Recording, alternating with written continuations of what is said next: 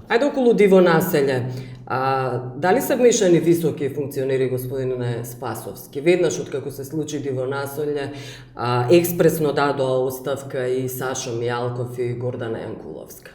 Ете, еден од случаите кој што сигурно дека ја тангира многу македонската јавност, заради тоа што ни се случи сериозен инцидент во Куманово, е случајот со диво населје. Меѓутоа не само домашната, туку и меѓународната јавност. Навистина постои сериозна дилема кај сите, дури и кај мене постои сериозна дилема во однос на тоа кој се е вмешан во рамките на овој скандал, односно на овој настан кој што се случи. Јас го сваќам ова и како настан кој што за кој што емотивно реагирам во делот, заради тоа што потекнувам од Куманово и ние не дозволивме во Куманово од 2001 година да се случи било каков вооружен напад или инцидент помеѓу граѓаните.